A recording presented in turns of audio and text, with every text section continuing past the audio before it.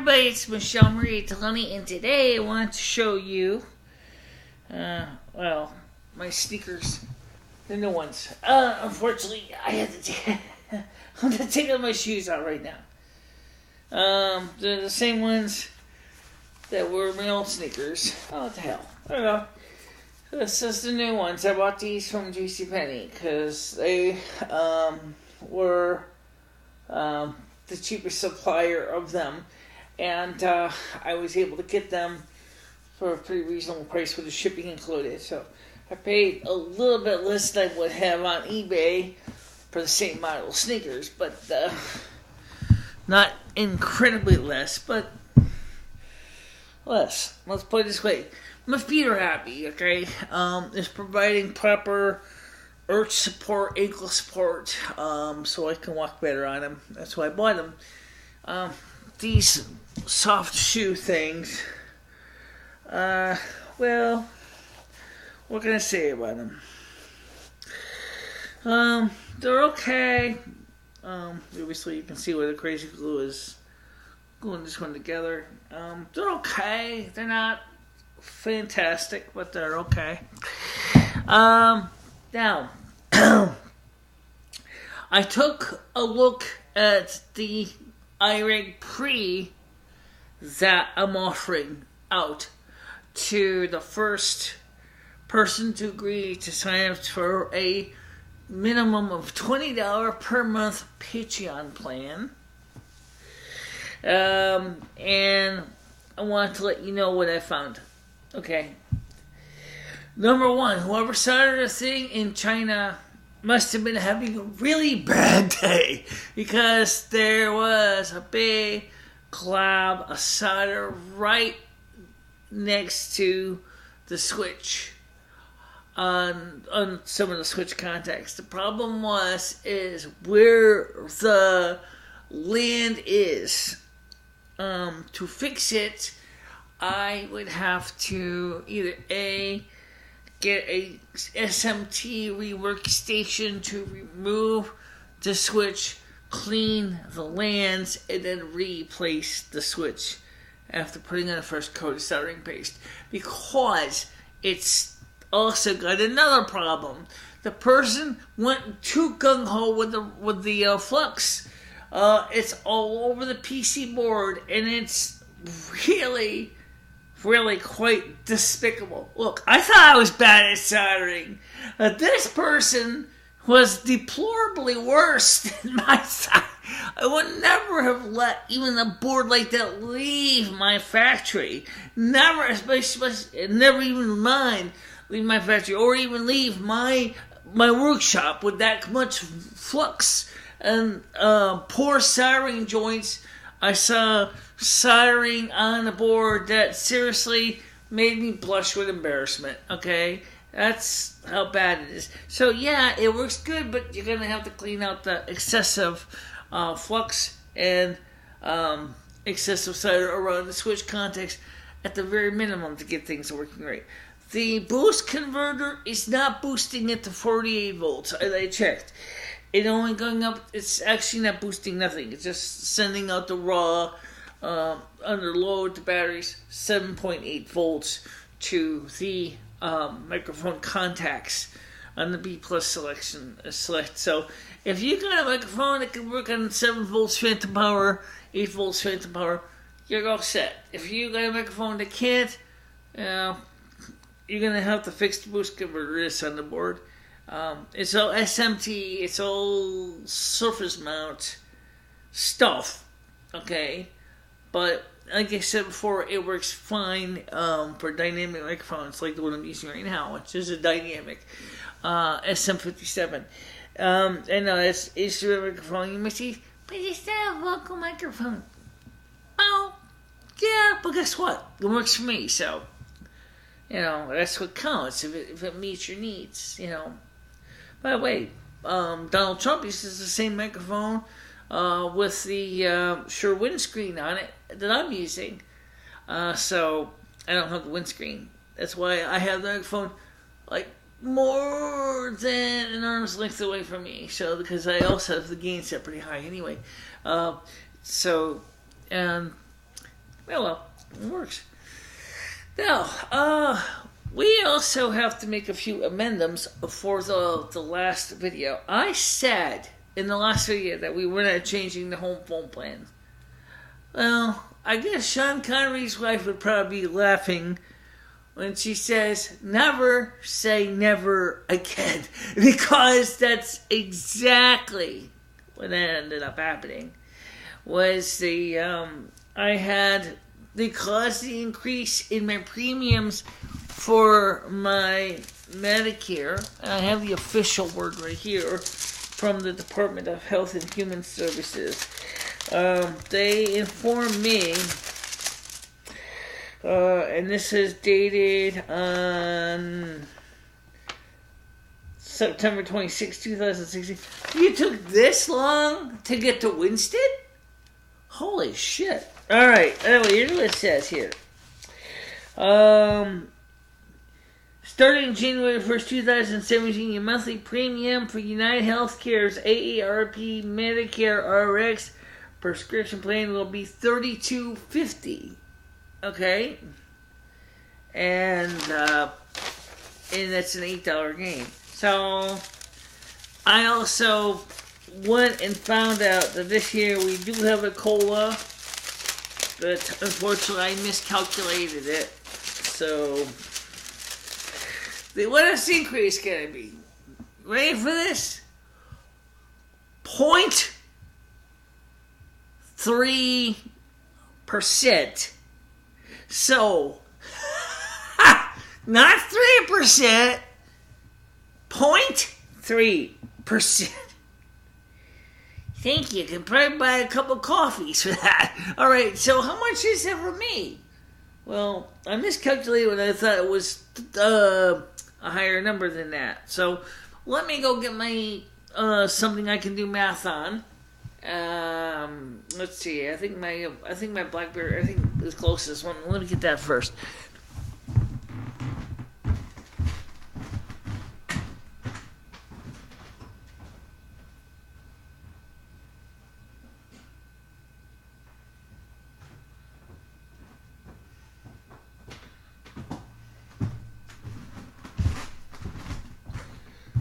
Okay, this has a calculator on it, so let's use this one here. It's not as fun as the other calculator, but it does work. So first thing I'm going to do is I can go to the search option. That's one thing I'll find it real quick. So I can type in, also it shows me previous searches too. So since I want the calculator, I type in CAL. Yes, dingo. Okay, so let me clear out the original entry I had in here. Where the hell's the clerky on this? That'll do it. Okay, so I said if I take my 1232 and number 2, 12, 1, 2, 3. I know I can do it from my phone too. It's just that the keypad's kind of weird. Okay, so actually, Michelle, it's not that hard because if you look on the bottom, you see here 1, 2, 3, 2. Oh, yeah, we still type it. Delete 1232 times. Where's the multiply in this thing? See, is equal plus minus. Oh, it's over here on the asterisk. Okay, times 1.003. Okay, and if I hit equally, I get.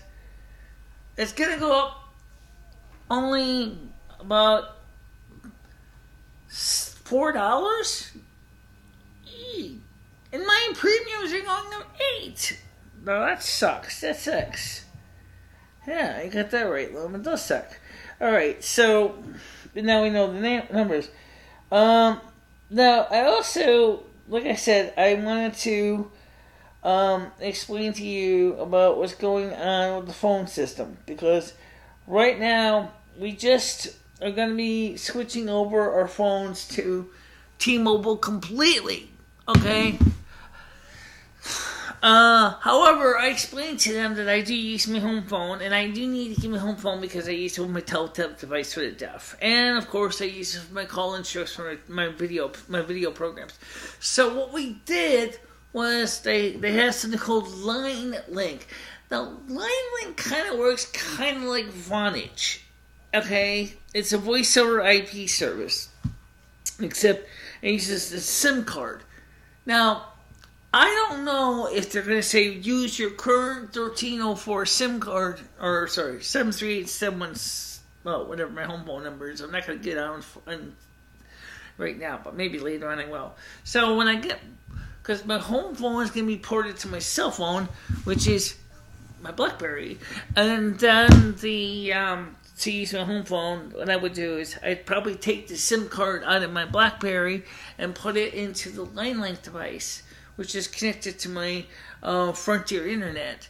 Or I can use T-Mobile's internet through my little Vonets adapter I showed you in the review. I had a very happy Chinese customer who was actually very happy to see that review, because I guess they were having problems understanding the device themselves. So again, that's what I like to do in my reviews. And especially since the Chinglish manual was in was so horrible, it didn't answer anybody's questions. It left me actually wanting more answers to the questions than I was getting. So we reprogrammed last night the switch for the phone system. Because we're only going to have one call-in line. And that one is right now currently still being provided by Frontier, but starting around 9 o'clock Eastern tonight, it's supposed to receive a text message from T-Mobile on my phone here, and it will tell me to power the phone down and power it back up. Why? Because what it's going to do is it's going to change the phone number on this to the 738 number. So it means that I will have my home phone number will be on this instead of on this house or office line here. You can see I got a bottle of aspirin behind my phone. Yeah, I could use some of this last night. Okay. Anyway, so the point is but then with the Line Link device, it's going to plug in between my Ethernet cable and my phone switch. It's going to give me back the phone line onto this. So I will be able to, if I understand what they were thinking is I will be able to just move the SIM from this to that and that to this. Or possibly they're going to give me another SIM and they're going to just assign it to be mutually inclusive of the same phone number on both SIMs, which means I don't actually have to physically juggle my SIM around. I just basically leave it in the phone, and I leave it in the Line Link. When it rings on here, it rings on there. If it rings on here, it rings on here, right? But what happens to be if you want to call your home phone? Oops. Something tells me if you try to do that, you're going to end up with a nasty surprise. Probably. Actually, my cousins in East Heartland did that. This is before the fancy phone systems thing. In other words, they had like a party line kind of thing. So what you would do is, if you wanted to call my aunt down the road, you would dial my aunt's phone number, and they had a different ring than their phone. Then to actually make the call, you hung up the damn phone, and you have it ring like your aunt's phone number on the phone, and then you let it ring for a few times, and you pick up the handset. Hopefully they'll pick it up and they'll answer it. Really kind of strange, but it works. It's just, let's put it this way, guys. I'm a hillbilly, okay? I grew up in the hills. Litchfield Hills, that is. East Heartland, actually. I was born and raised in East Heartland. So, you know what? I was gonna point this out what Bill Clinton said about hillbillies. But I didn't really know if I wanted to get in the middle of that with the election because I got a feeling some people may take it out of context. Yes, I am a hillbilly. Okay? And there's nothing wrong with being a hillbilly. We're smart people. We're not stupid idiots you see on TV. Okay? Sure, I mean, some of us may act stupid, but really, we're quite intelligent. It's just, we sometimes play a game just for show, okay? I'm one of the smart ones. How's your eyes doing? Well, now we got the lights on. Yeah, it's not too great because I'd actually I'd started taking my eye drop scan from my right eye and starting to see recovery back in my right eye. Starting to see some vision back. But it's got a long ways to go because all those months I wasn't able to continue my eye drops. My right eye had really deteriorated really bad. So now I'm taking eye drops. I'm starting to see my eye come back, but it's going to take a long time. And Karen Carver would say, it's going to take some time this time to get myself in shape. I really fell out of line this time. I really missed the gate. You know, that sounds like my weight, too. Yeah, it does. Your weight. Yeah, same problem. Yeah. So... Now, how much is all this stuff going to cost me? Well, let's put it this way. Normally for Frontier... For the 3 phone lines, which I do like my 3 phone lines. I'm going to miss that, but oh well. It's really, for right now, it's not really a big deal. Unless you guys can start making some Patreon donations or GoFundMe donations. I really, really, really need those money, okay? Enough said, okay? And you already know the answer because you see the other video about November. It was recorded last November. It still applies, okay? I don't normally get too many phone calls on all 3 phone lines at the same time. I sometimes do make a phone call on one line while receiving a call on the other line, conference calls. But that's not a regular basis thing. Although we do it, so sometimes it's kind of a convenience. But right now, don't ask me to try to figure out how we're going to do that with the phone system. I don't know if the line link provides conference calling and all that extra stuff, because if it does, that really, really will screw the pooch. So let me explain why. The first problem is like with Vonage. That's one reason I didn't want with Vonage. The same reason.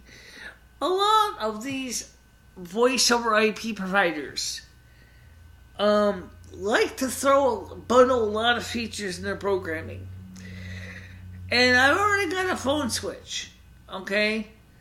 And a lot of problems happen when you got a phone switch on a phone switch, because one of the first one has to do with if you're conference calling and the call comes in, or maybe I can set this up as behind the switch feature. That might work, but normally if you flash the switcher, okay, I don't want to give an example here, but I'm talking for in-house calls, especially with regular desktop phones. If I'm on a phone, like a regular Model 500, and I hear beep, that usually means I have a call, right? So I flash the switcher, right? Then all of a sudden, what does it do?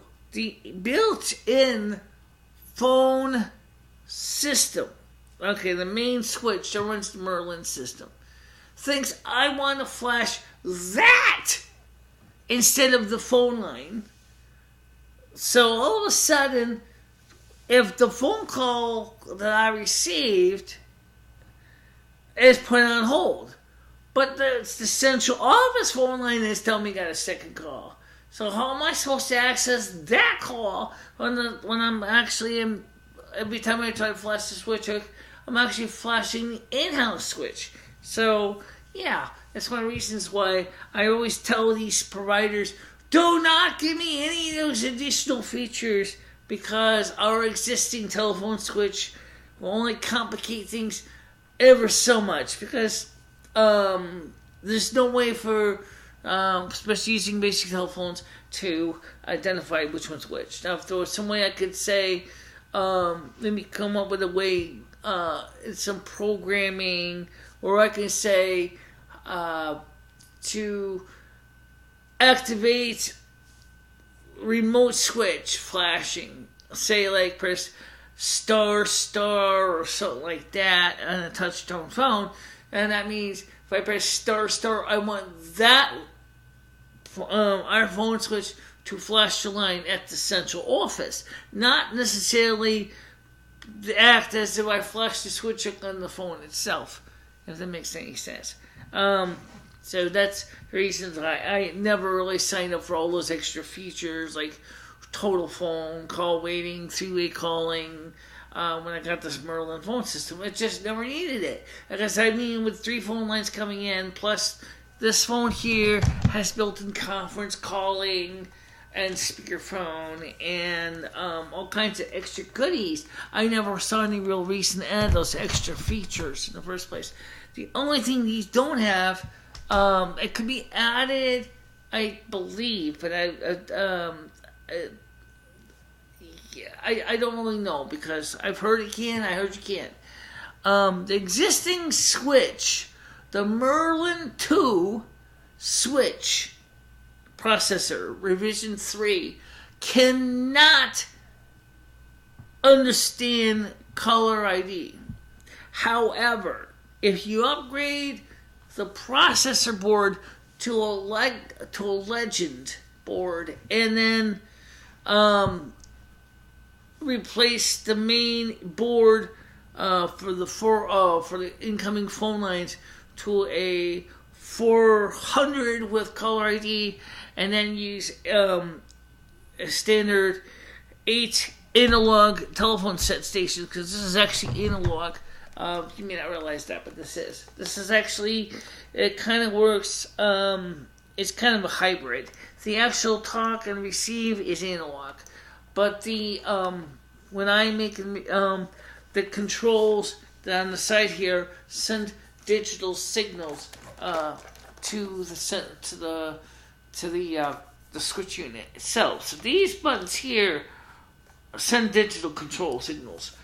These the talk and receive is analog, but all the buttons are all digital buttons. Okay, and even you might say, well, gee, when you pick up the phone, you're going to be pressing dial tones, right? And these keys make dial tones. Actually, no, they don't. They don't make dial tones. What they do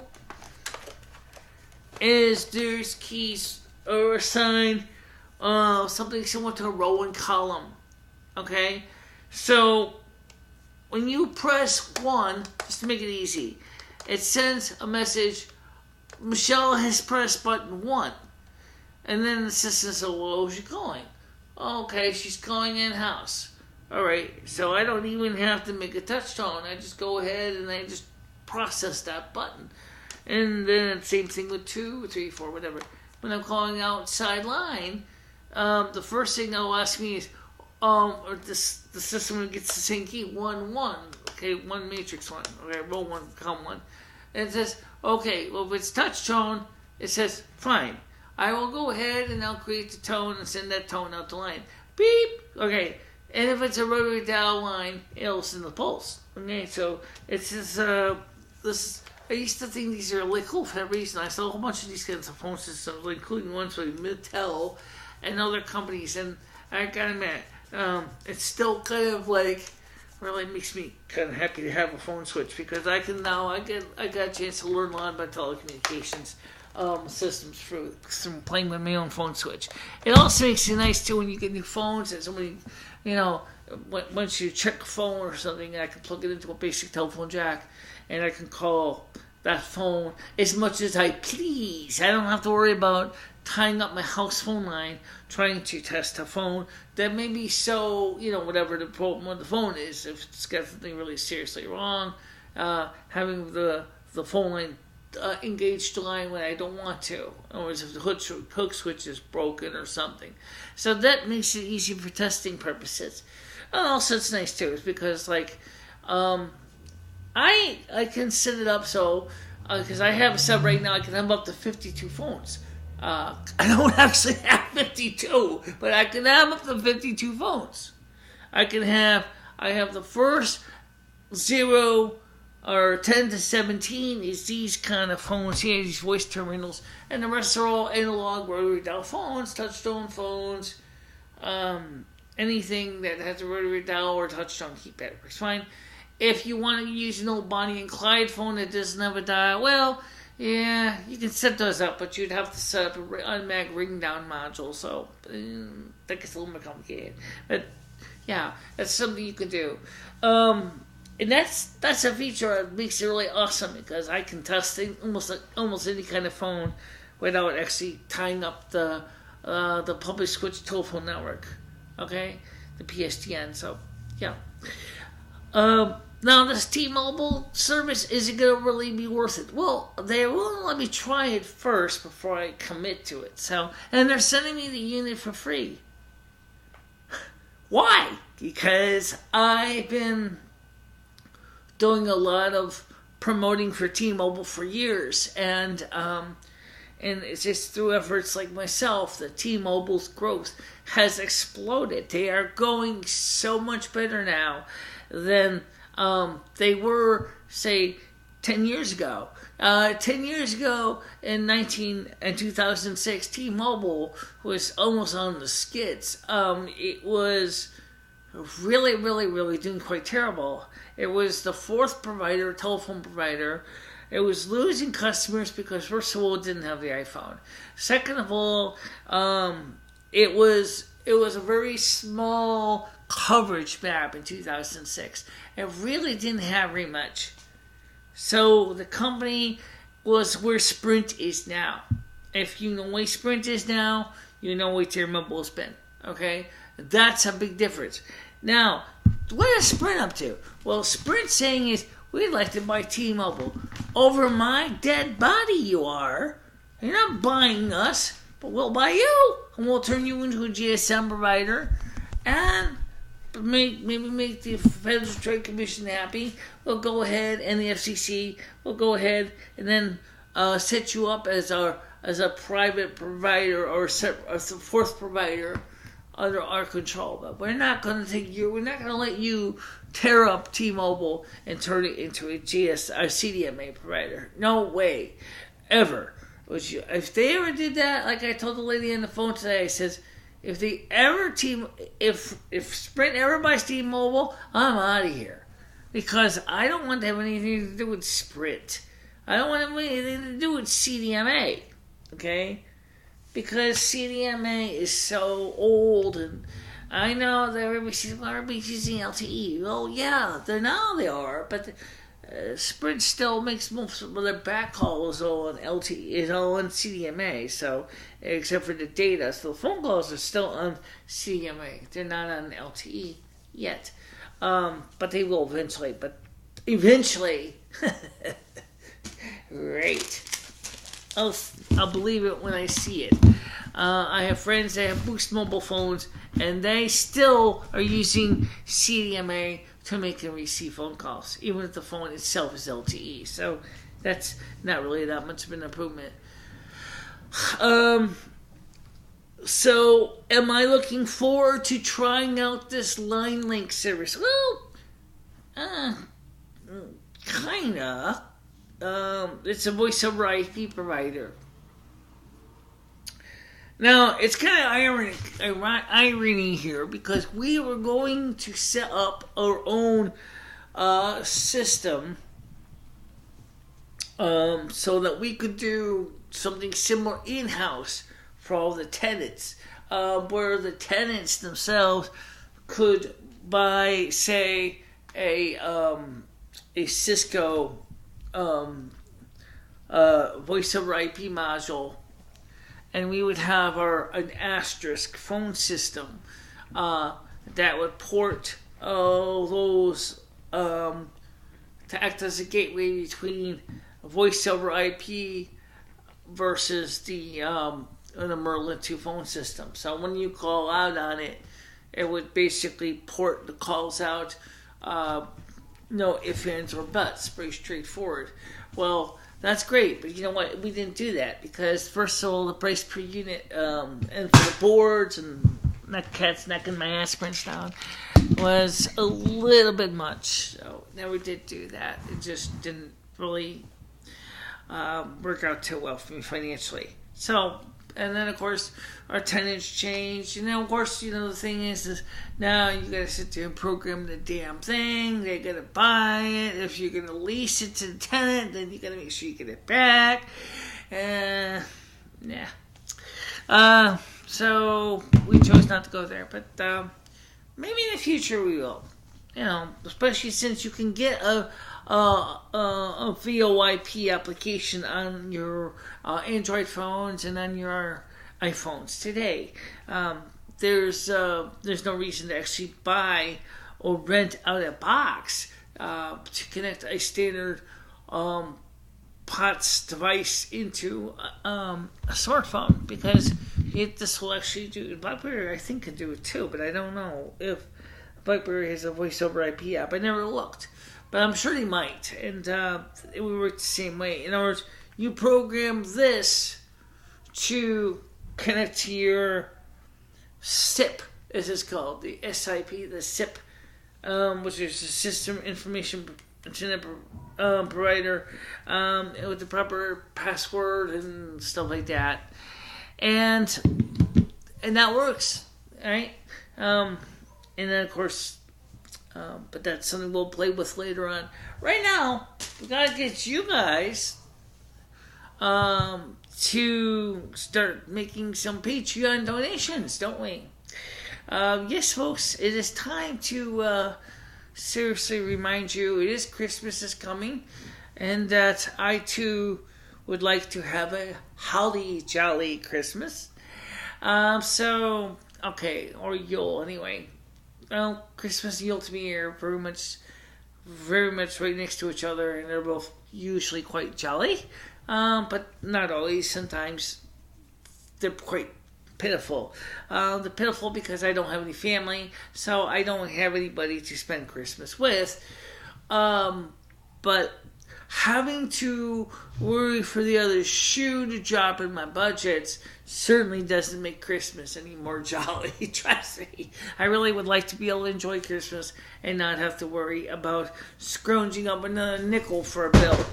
Or, wait, my cat's going? A nickel for another phone. It's just an empty box. But he's just knocking everything off today.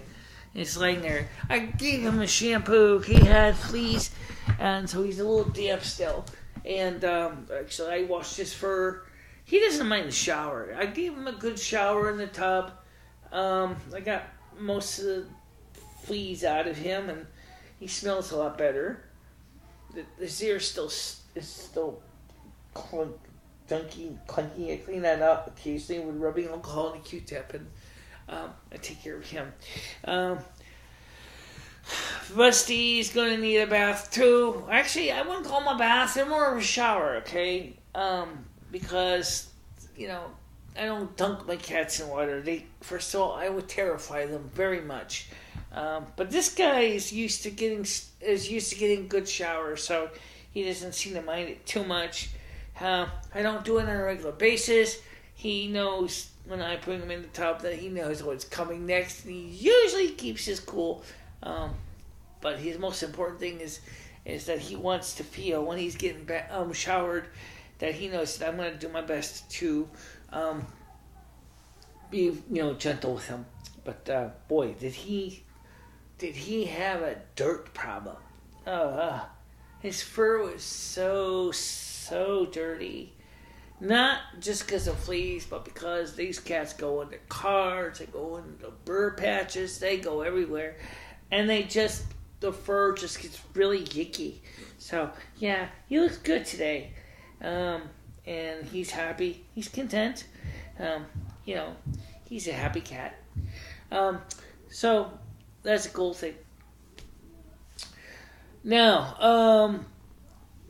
So how does this new T-Mobile thing going to change our calling plans for the videos?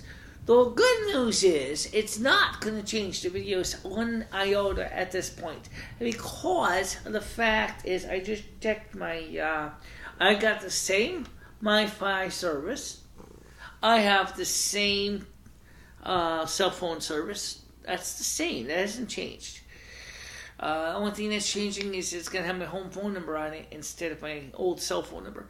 I didn't mind retiring the cell phone number because of 2 reasons. The first is that I don't use my cell phone very much.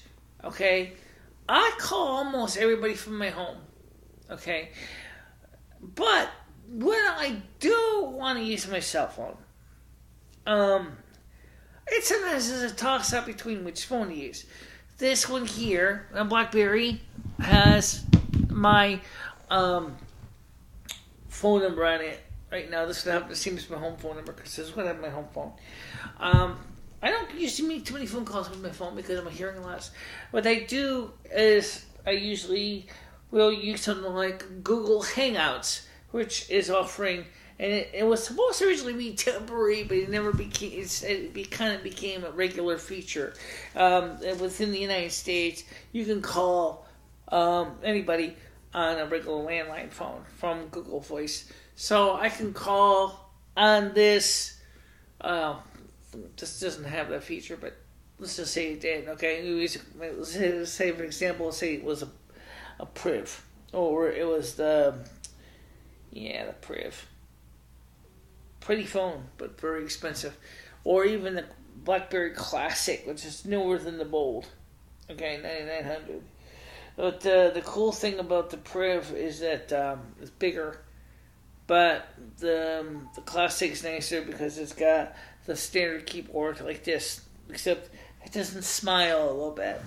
It doesn't look like it's got a happy smile. You can see the little teeth. Little teeth on the phone, right? Little buttons, the sculpted keys. It's got the keys, but these frets are straight on, so there's no curve to them on the Classic.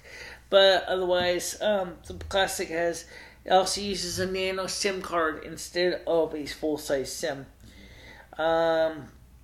which is a bit of an issue to me because these SIM cards are getting smaller and smaller and smaller, and micro is pretty small now. Nano. Eventually, somebody's going to come up with a whole new style of SIM card called a Pico. You watch that. Somebody will come out with a Pico card. I can just visualize how small that will be. Probably be as small as, I don't know, 2 centimeter by 2 centimeter. I mean, like, how you put that in? You never know. They keep coming up with smaller and smaller stuff. Oh, I know. Like, seriously. They do. Originally, actually, I got a piece of history right in here that might give you an idea, since my social is. We call... Take a look at these cards, these SIM cards that are punch-outs, okay? Just so you can get an idea of this, okay? No, I'm not going to punch out another card. But I can certainly... Let me show you what I'm talking about first, and then I think you'll understand. Because this is one of those multi-form SIMs, okay? Ready? This whole card, that's right, the complete card, is a full-size SIM card. It's not this piece here. That's not a full-size SIM card. This is. Okay? The card in here is called a mini SIM. And if you punch the outermost rings, then you got a micro SIM. And if you punch out the itsy bitsy teeniest innards, you get a nano SIM. So what you get is a SIM card that has all these layers. Just like, it's pretty scary to think about. Like I did here. Here we have a card that has done just that, okay? Actually, yeah. This one right here was originally set up that way, right? I originally punched this out. This here is a blank SIM. Okay. This was my girlfriend's SIM, which was no longer any good anymore. But I put that back into my iPhone 4S only because, well, I decided to put a SIM card in my iPhone 4S so that my iPhone 4S could at least stop nagging me about a missing SIM card. Okay? Originally I was going to grab one of the new ones and I grabbed the old one instead, but still, it still works. Then we have all these SIM adapters and homemade adapters and there's just tons and tons and tons of pieces. Lots of stuff, and I'm not gonna lie about it. It's a lot of hardware just to keep up with the phones and SIM cards and things like that. But I do buy phones and SIM cards because I like to play around with this stuff. Okay, it's kind of, I've always found the phone system to be fascinating. Maybe not so much the cell phone stuff, or modern phones, but the old school telephone system, step by step and crossbar switching, is really kind of fascinating to watch the way it makes and breaks down phone calls. Cell phones are okay, but they're just kind of, they're kind of boring. All right, so that takes care of that. So tonight, 9 o'clock, supposedly, I will receive a text message from T-Mobile. They will tell me to turn this phone off and restart. And when I do, it's supposed to go ahead and put this number onto this. And then when the line link device shows up here, and I plug it in to my phone system, I will be able to continue to use this phone as well. The phones in the house are all set up for that one line. They already were pre-programmed at the switch, so I don't have to reprogram it again. I took care of all that programming last night. So yeah, this should be all set to go. Pretty exciting times, I guess. Now don't forget that on the 18th of November, that's this Thursday, okay, the Soup Kitchen is having its Thanksgiving dinner.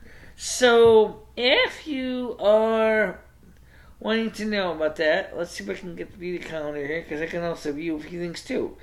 Let's go to a month view. Okay, on the 18th, which is Friday of this week, the Soup Kitchen is having its Thanksgiving. Okay, on the next week, which is the 24th, the 25th, the 26th, the Soup Kitchen is not open. Also, this week, the Soup Kitchen is not open on Saturday because the church is having its Christmas bazaar. So yeah, you can go back and just be aware of that. The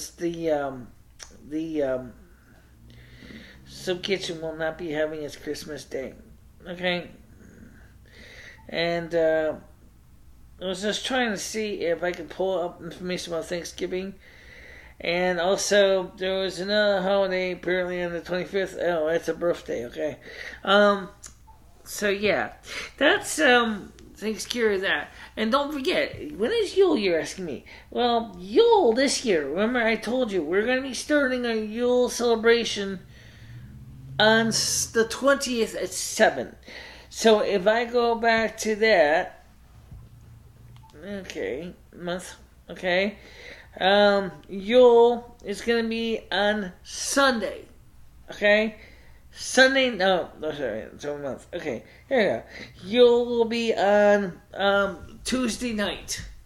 Okay, so Tuesday night is Yule, and then of course, let's see, it is confirming here about Yule. Yes, indeed, it is on the 21st this year. So, just keep in mind that, so 7 p.m. on December 20th, we will be having our convocation. We're going to do it live this year. Yes, live. If we can. And that'll be really cool for a lot of people, because I know a lot of people look forward to it. I know some people don't care, but I do care because it's my holiday and it's my time. It's when I officially start my winter work. And this year is going to be one of those really, really awesome times. We're going to really seriously kick some serious ass this year. I'm looking forward to it. So that's it for now. I just wanted to let you know what's going on. And see you later. Bye-bye.